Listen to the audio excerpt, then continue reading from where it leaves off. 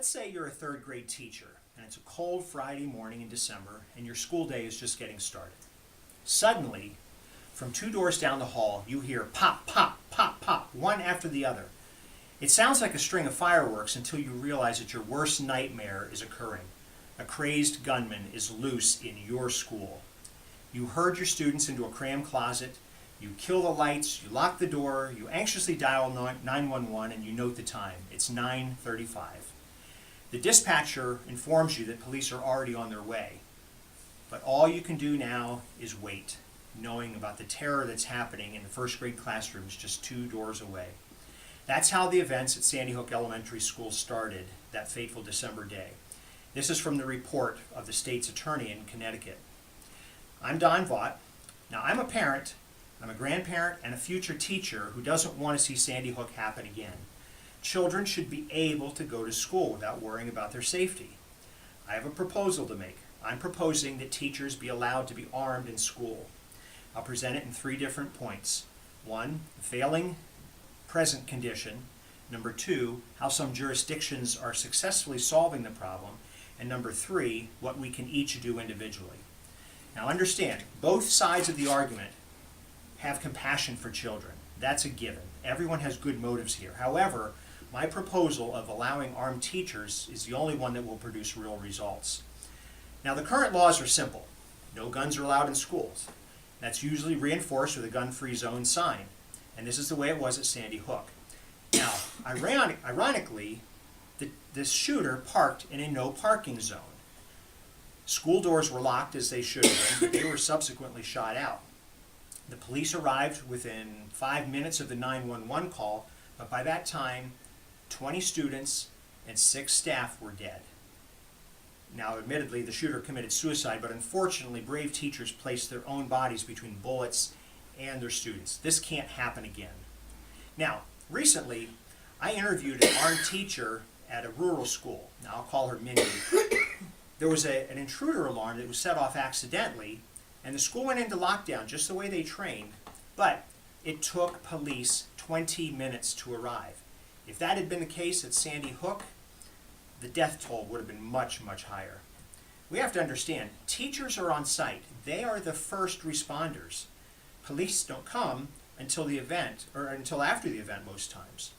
Now, we go to great lengths to prevent school fires. As a matter of fact, according to Lieutenant Colonel Dave Grossman, who's a well-respected West Point psychology professor, we have not had one death in a school in 50 years.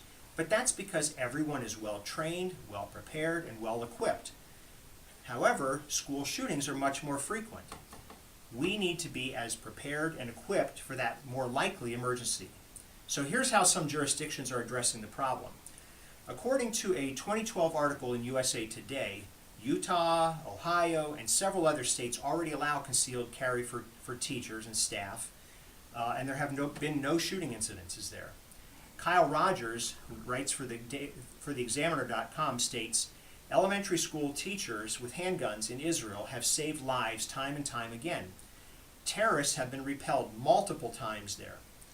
Even on my own personal visit to Israel back in 1988, I witnessed a class on a field trip, and they had an armed teacher. The students were perfectly at ease.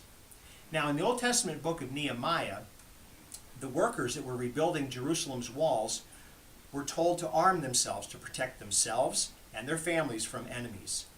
Now, since 2012 with Sandy Hook, firearms trainers have offered free and inexpensive training for school staff. So, what should be done?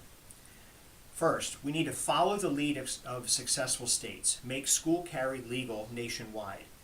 Now, please understand, I am not advocating passing out guns. This is a straw man argument of opponents to my proposal. But instead, teachers and staff should be permitted and trained. They're already highly trained professionals, and they deal with multiple stress every day. Just look at the average kindergarten class. Now, we've seen what has been done, what can and should be done. Now, where do we go from here? We know that criminals do not obey laws and signs. I'm going to show you 2 signs, and you tell me which would have more of a deterrent to a criminal. A sign that says school-free zone, or gun-free school zone, or staff is armed and trained. Any attempt to harm children will be met with deadly force? I suggest the latter. We need to allow citizens, specifically teachers and staff, to have the means and the tools to protect our most precious resource, our children. Now, I'm going to offer an individual call to action. Two things. We need to contact state officials to have them change gun ban laws in schools.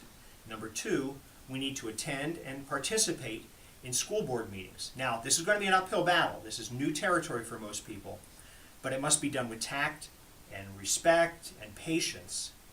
Now, let's go back to our third grade teacher. It's now 9:40. Since I started my speech, 5 minutes have elapsed. The first police have just arrived.